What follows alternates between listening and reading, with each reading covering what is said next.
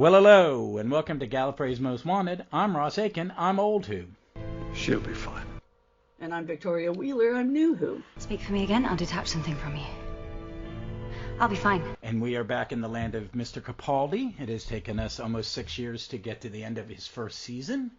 It's the two-parter, Dark Water and Death in Heaven,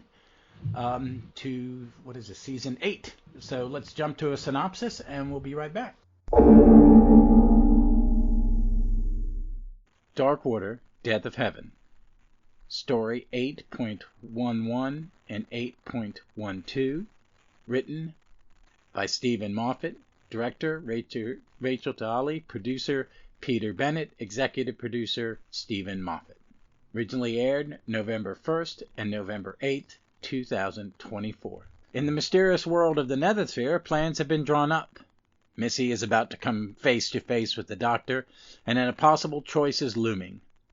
Death is not an end, promises the sinister organization known as 3Ws, but as the Doctor and Clara discover, they might wish it was. With Cybermen on the streets of London, old friends unite against old enemies, and the Doctor takes it to the air in a startling new role. Can the mighty unit contain Missy? As the Doctor faces his greatest challenge, sacrifices must be made before the day is won. Those two little brief synopsises are from the TARDIS Wiki. Please, someone get on and make a new program guide episode guide that contains Capaldi and Jodie. We could use one. All right. I had not watched this one.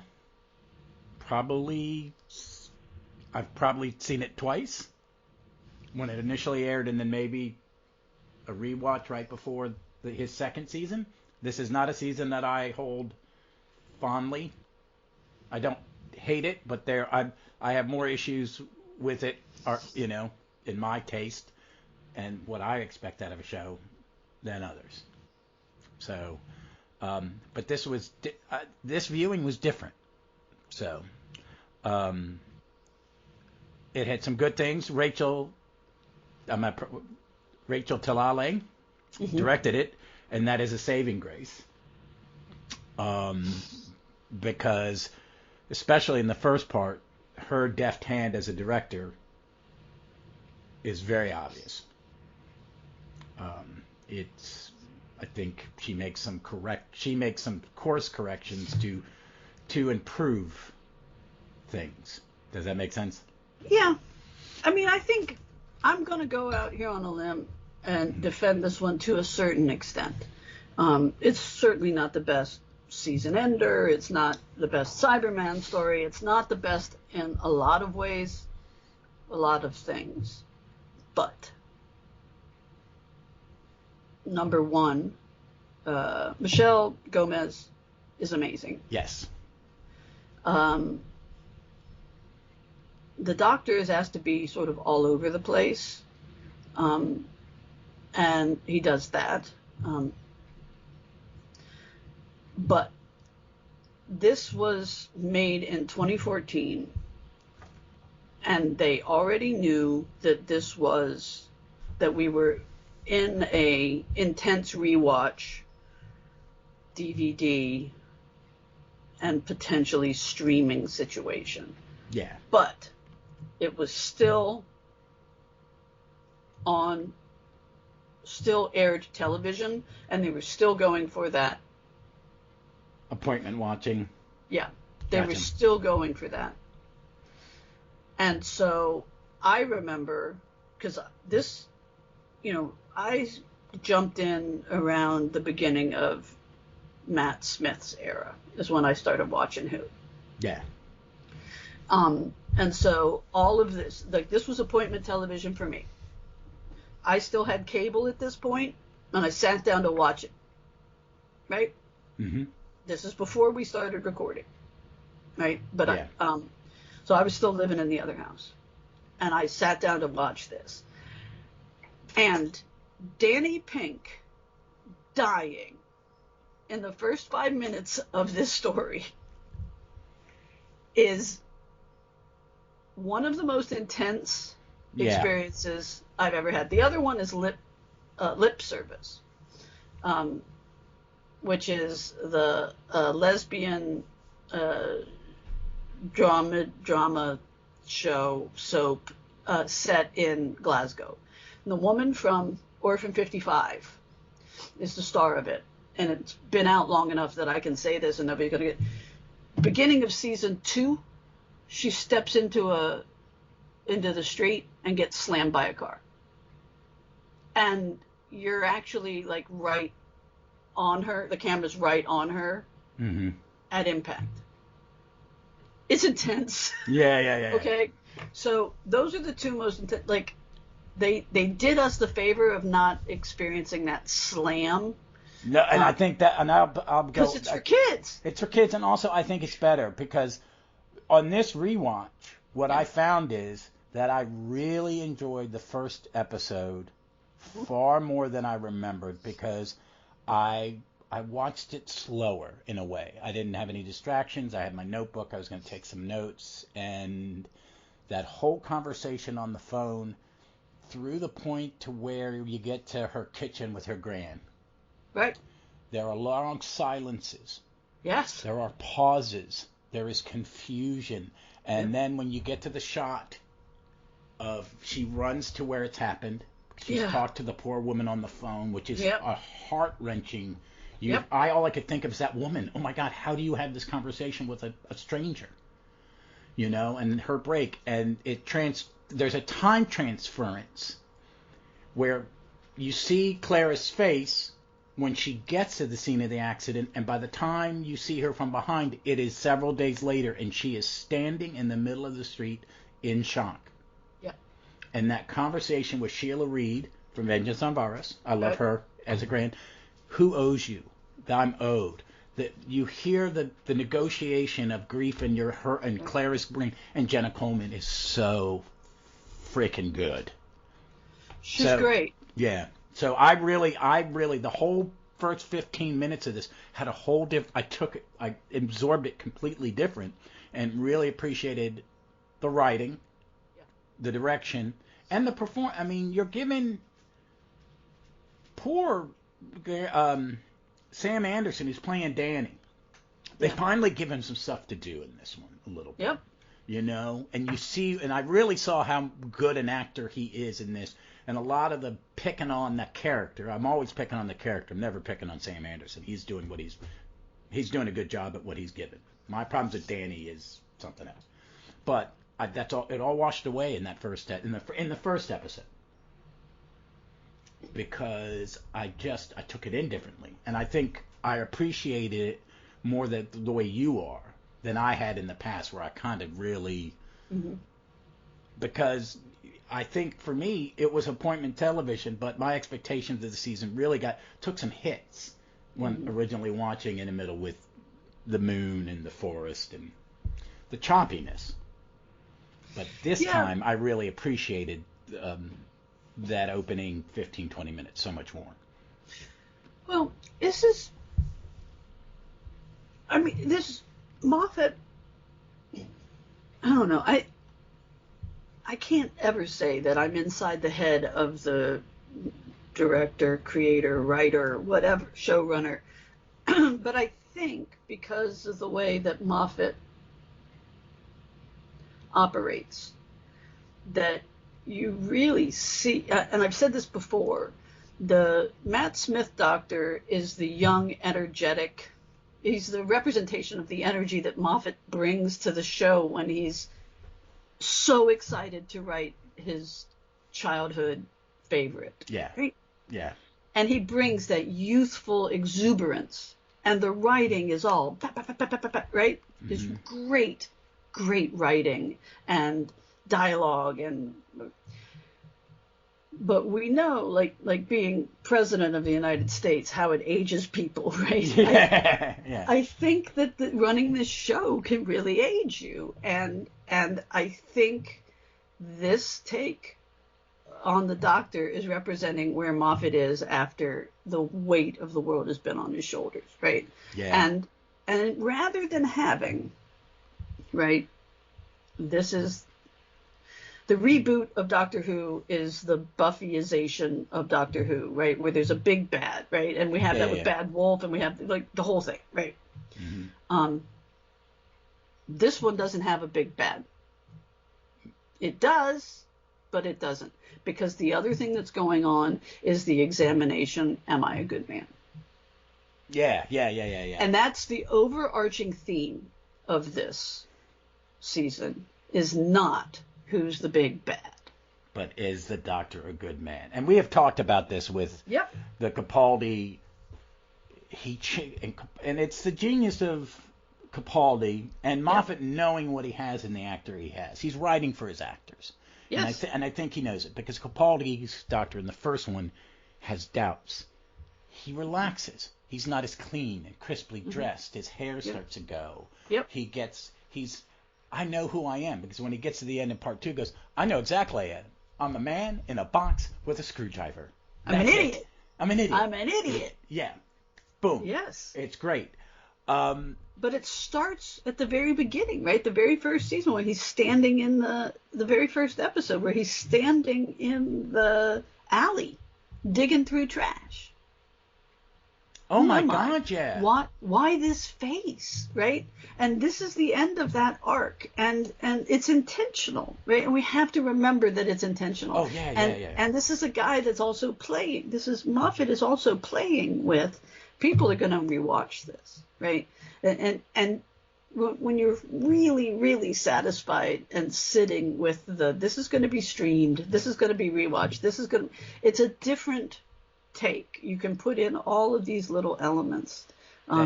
People are going to discover later and later and later. You don't need them to get it the first time. Yeah. Well, I mean, seriously, Clara saying, I'm the Doctor. Clara Oswald doesn't exist, right? That's an answer. Girl. That's all. Yeah. That's all an answer to the bad. I think that's his answer to the fans who didn't like it and kept screaming, "She's a plot device." Well, I'll make her be a plot device. Exactly. It is. And I got that. And my problem with I don't even say it's a problem with the second part is the first part is a very restrained Moffat, because it's got to be about the grief. You know what I mean? You've got to really cement the grief, and you've got to show two different people have two different the person who's lost someone and the person who has to let the person go, which is two totally different types of grief, and it's great. And you got a guest cast the gentleman who play from In the Loop, who is the guy dealing with Danny. Who I love as a comedian and an actor. He's great in that show with Capaldi. He's like the main person taking Capaldi's abuse in that show, and he's great in it. And it's I really am late to the Missy thing. I thought she was a bit much at times, but she's so good in these two parts. She's so good, and Osgood, Osgood's great. Oh yeah, I had to go and find out which Osgood died, and there isn't. Big Finish has answered that question. That's the Zygon Osgood. Okay, good. That's the Zygon Osgood. But yeah, I think the first part, and I watched it 3 times because I wanted to see if because when I watched it the first time for this that first episode was like a revelation, like I'd never seen it. Like, wow.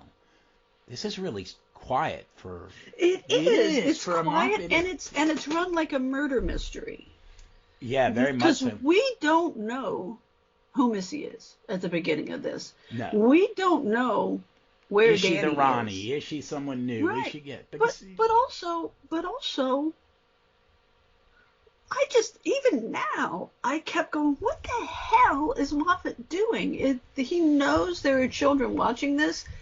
What do you think the cremation rate is going to be for people who grew up watching this episode, right? Like, it mess with your head. Oh, my God. That will mess with your head. Oh, my wife, Leslie, watched it with me last night, and she had to giggle at the sound of the one when you hear the guy scream, and he goes, oh, someone must have given their body to science. I know. That's just... And It's wrong. It is, and it's all the same time. This guy's doing comedy, and you've got Sam Anderson doing heavy lifting, acting in the same scene. Sobbing. I know. But the pacing of it is good. Like you said, it's low key, which is not a word you often use when you're talking about Moffat. Yeah, really. Right? When you think about other season enders for Moffat, right? It's like all over the place. Right. Big Bang. Right. Oh my God. Which it always makes a big noise, and there's always 9,000 moving parts. That's Davies. That's him. Right. Right. No, but there's always 1,000 moving parts. Oh my God. Right? Which you get in part 2. Yeah. Which is very different. And also Gemma Redgrave. Oh, she's so good. Her and Oz good. So good. I love their unit stuff. Strides across the. When she the area in front of St. Paul's. She just strides across it, and she's holding the Cyberman's head behind her back. They go, you cannot defeat us. And she goes, yeah, one of your friends left this last time you all were here. She's so good. Oh my God.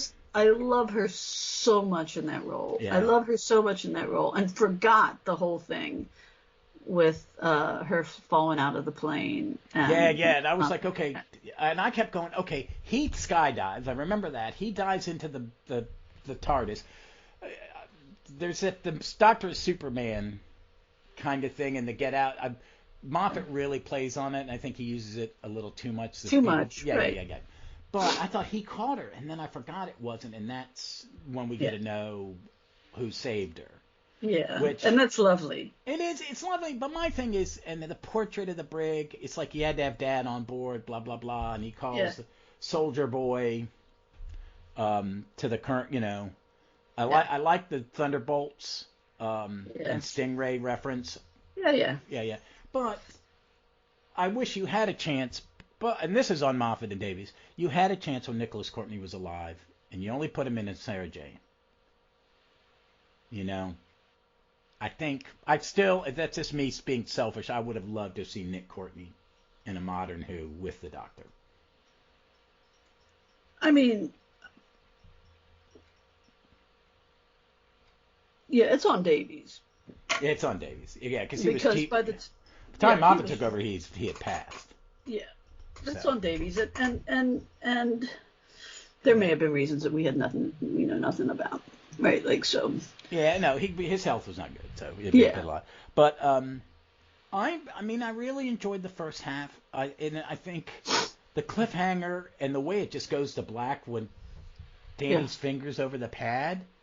Yeah. And then it just goes to black very quickly, and there's a pause, and then the credits. I went, oh, I forgot that. Yeah. So, no, it's very effective, and you're right. Talali has a very deft hand, and that's why she's come back for so much. She's back. She's done the 60th, and I can't wait to see it. They brought Beep the Meep.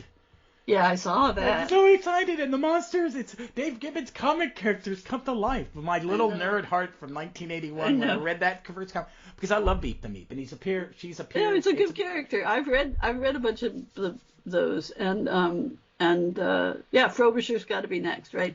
Yeah, just do it. Just embrace it. Especially after what they showed you could do with past Doctors and Power of the Doctor.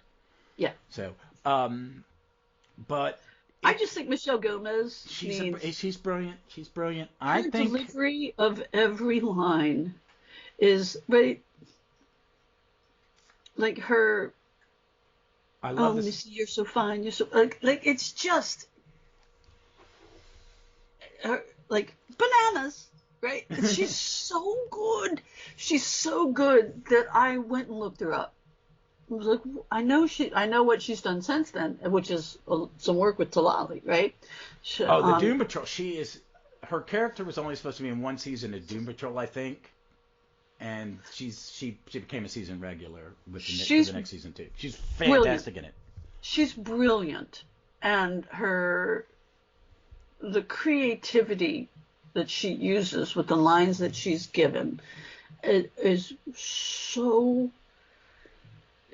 so chaotic and it's so wonderful. Anyway, so I looked her up and I found a connection. The last episode we recorded was A Christmas Carol. Yeah.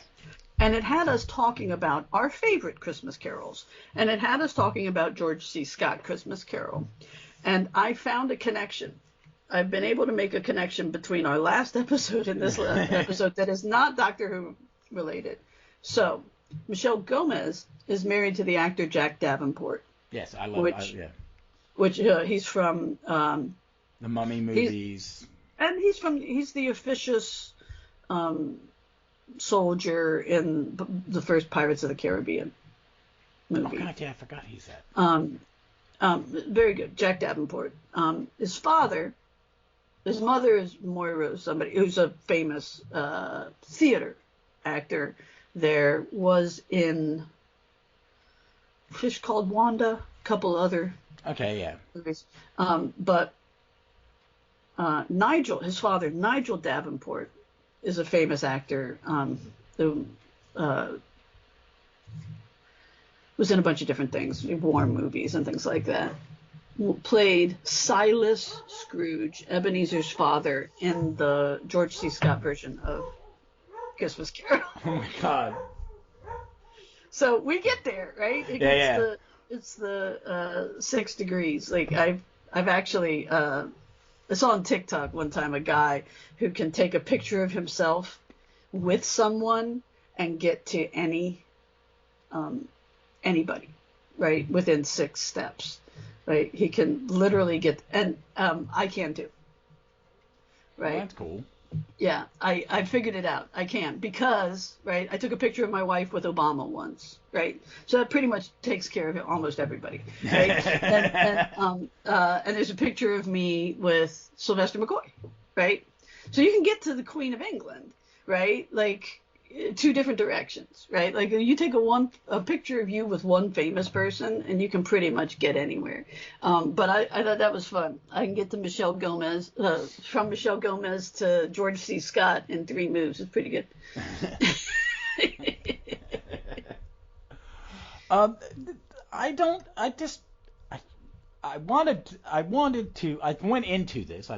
went into this thinking I was going to bash it, and I'm not. I'm really not this time. I'm really, the good thing about rewatching is reevaluating.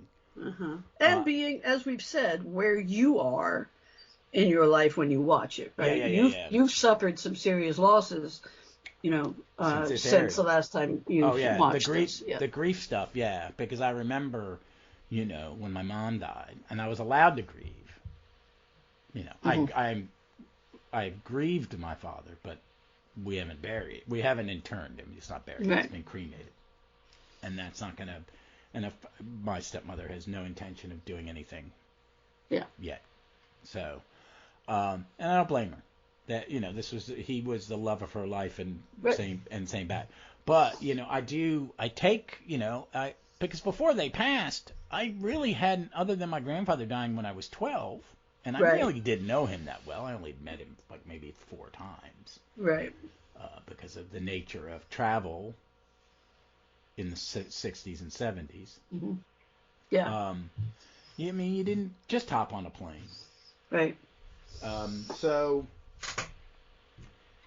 that's why I think I really appreciated this. And I see a lot more of how good Sam Anderson is. That when he's given something to do, because I do like the scene when he calls him Sir, the Doctor Sir again at the end. Yeah, I know. That they have a relationship, whether it's combative, but it's consistent. There is a through line. All the little pieces come together in this very well. Mm-hmm. There isn't anything left. I think my biggest problem with part 2 is they really want to get the action shit in. They want to have the big action pieces, the plane, the battle, the flying Cybermen, which I like a lot, that they have rockets in the boots. It makes more sense. It's like floating, all that.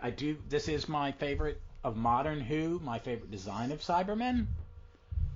I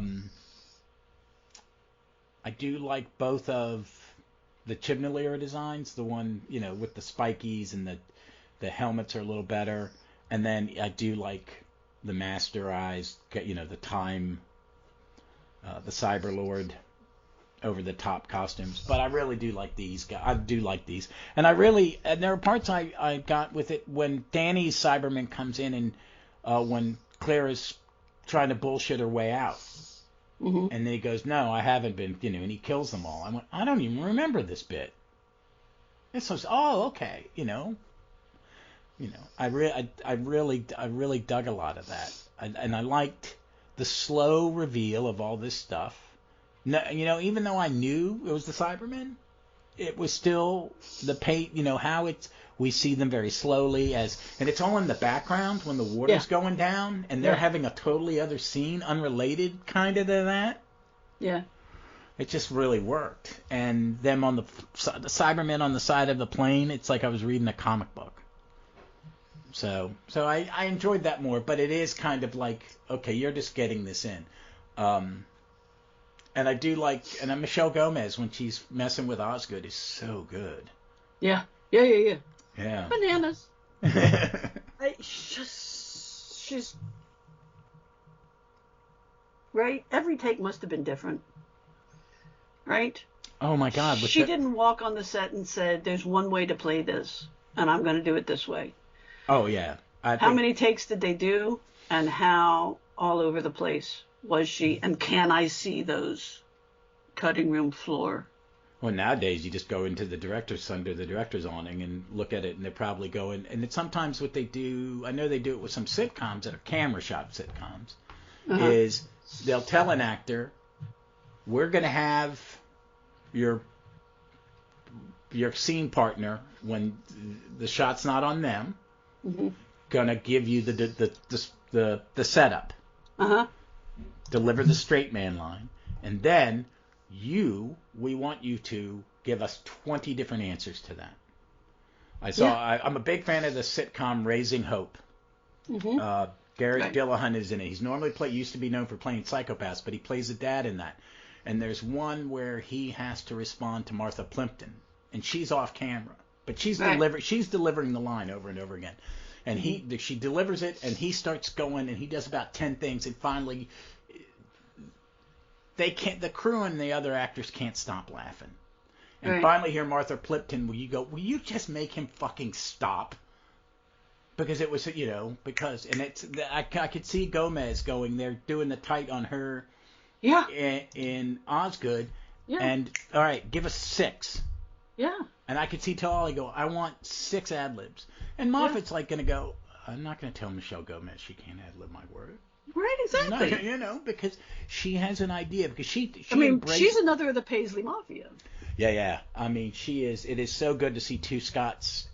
She says in there, she shows all the different cities where the Cybermen are going. She goes, Glasgow. My favorite is when he's running around. She goes, sorry folks, crazy Scotsman on the street. I didn't even know there was a match on. She's so good. She is. I was late to the Missy thing, but it makes me want to go and rewatch. I don't know that Missy as the master works as well as other men, but I will put her above John Sims.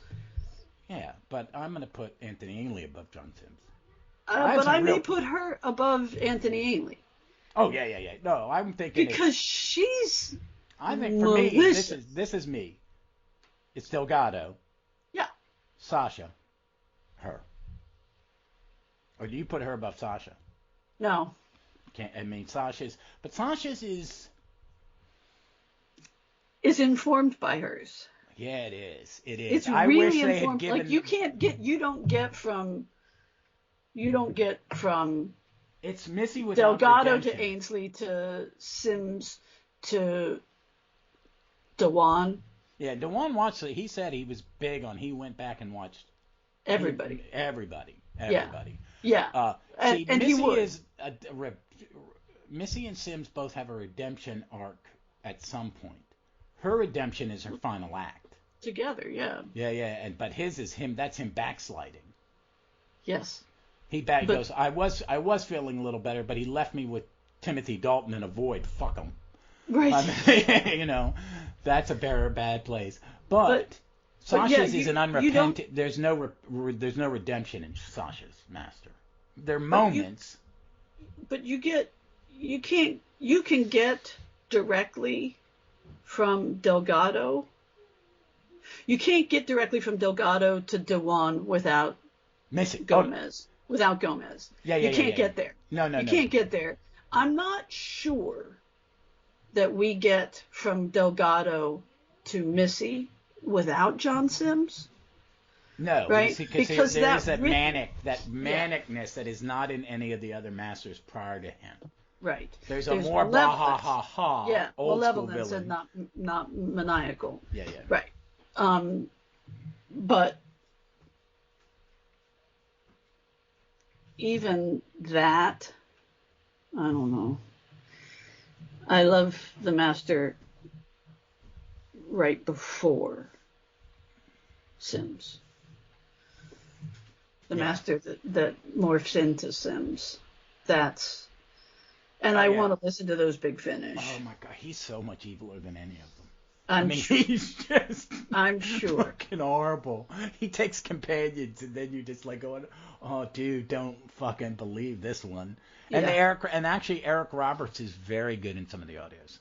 Oh, I forget about Eric Roberts. I get he was done what he was asked to do, and I do like the camp performance Yeah, at the end. yeah. He's camp. He goes dress for the occasion. Yeah. Fine with that. That is a very master line. It is. And It he's is. really the masterful set where all the She- masters she- team up. Yeah. He's really good at it. His first solo one, the first one's rough. The second two are better, and he is just evil. I mean, he's just evil. And so's Derek Jacobi. Derek Jacobi's is really just he is evil, but sometimes he's fighting the Time War, sometimes he's not. I have one of his that I haven't listened to, and it's him in Tenet, which I'm really looking forward to. Yeah, that would be. It's him and Leela. There's a box set where him and Leela are teamed up. Mm-hmm. It's I bet they've worked together a lot. I bet they have done it. I mean, I think. They've so much panto between the two. No, I think it's more. They both. They do They do a lot of tours of real theater. Like, I mean, when Gatiss played King George in The Madness of King George on stage, they didn't, like, some of the physicians that are normally male roles were played by, she played a woman. Women played men, and men, they just, they cast good actors in the ensemble. And then they're only like two or three. I think sometimes some of them played multiple characters except for George, and she may have played the wife too. She may have played Queen Charlotte. I think she'd been a great Queen Charlotte. So, but yeah, Missy's good, and I think Missy's arc is so good over the 3 seasons. 'Cause she's a very different Missy when you get to the end of season 10. Yeah. Yeah. So. Yeah. Yeah. I just think she's great in this. That she's just choose the scenery, and I have fun with that. Yeah. And like I said, it's all of the delicious choices that she makes, where she's just munch. Oh my God, I love the thing. Say something nice to me.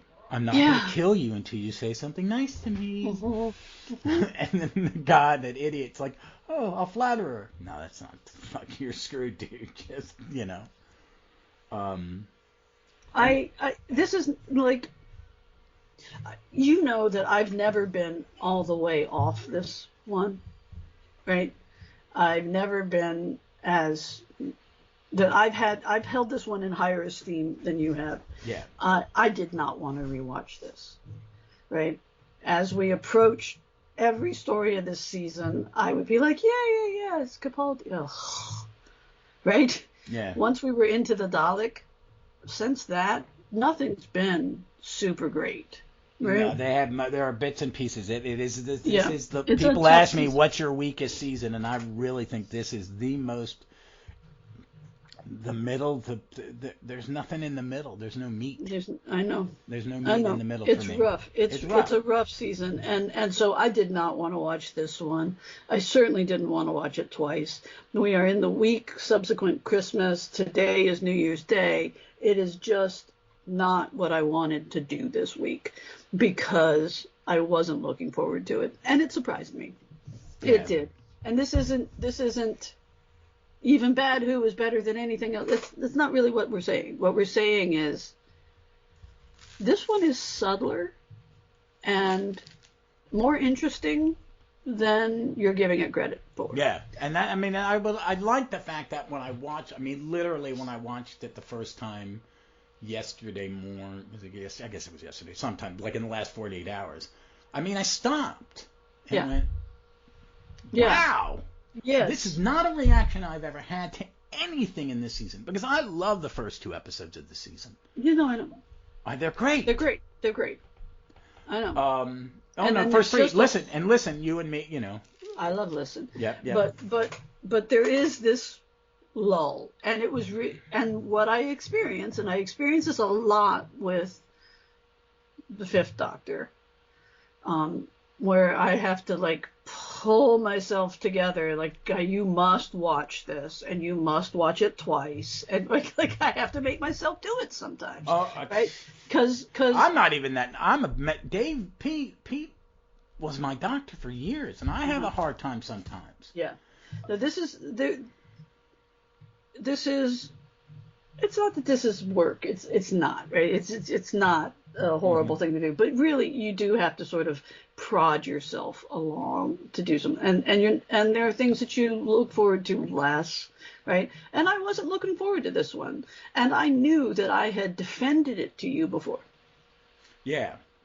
And I was wondering if I would still be able to. And like you said, it surprises. There is, and again, this is a word you don't often use with Moffat. There is subtlety, particularly in Dark Water, because it is held back. We didn't know what was going on. We had our ears pinned back with Danny's death. Nobody had expected that for a guy who talks too much and has a lot of leaks off of his set. Yeah. That was a huge surprise. Yeah. It was a huge surprise. The Cybermen weren't a surprise, but we didn't expect that water to drain off and see them. We didn't. No. It was a surprise. That you're not going to get a surprise when you shoot outside of St. Paul's Cathedral, right? So, but the dome, God, Christopher Wren's dome opening up, and right, like that's such a landmark in the middle of London that that I think Americans don't fully appreciate what that scene was, with the dome opening up and the. Yeah. What a great idea, seeding the clouds. Yeah, that's really, and I was as I got middle of the second episode, okay, this is where it's going to lose me. You know, it doesn't. It doesn't. It actually, I like the stuff in the graveyards. I think it loses me when once we see Danny's face. There's something about seeing a Cyberman's face that is. And that it's Danny. I don't know. There's just something about that. It bothered me less, but I know what you're talking about. Because yeah, I always have found that last scene is like, did you run out of stuff to do? Right, exactly. Yeah, but I think it worked a little bit better. I think the Brigadier thing bugged me less.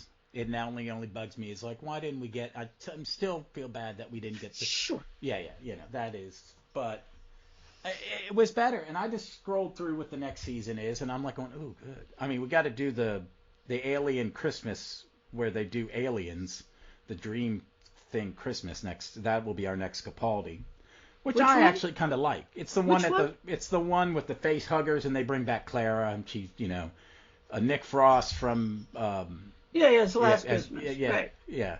But I like the little Welsh actress who was in Andor. She had a big part in Andor, who does the dance, and she's. I haven't seen Andor. It's stunning. I have to turn Disney back on because I turned it off to save money, and I have to turn it back on if that's where our Doctor Who is going to be, because it's leaving. I guess as of today, it's no longer on HBO Max. It was this morning. It's leaving. Doctor Who is going to Disney Plus. Okay, it was still on Max this morning because that's where I watched it in the living room. See, I had moved over. I had purchased this season on Amazon so I could watch it at one point, and maybe even the year that it was released. That's how I watched it to review. But hold on, Doctor Who Disney Plus. When is that happening? I think it happens next November. But I'm guessing. I'm absolutely guessing. Oh, is this exclusively in the UK and Ireland? It's on iPlayer in the UK and Ireland. You're right. It is. New episodes of Doctor Who will be streaming on Disney Plus starting in late November 2023. Currently, U.S.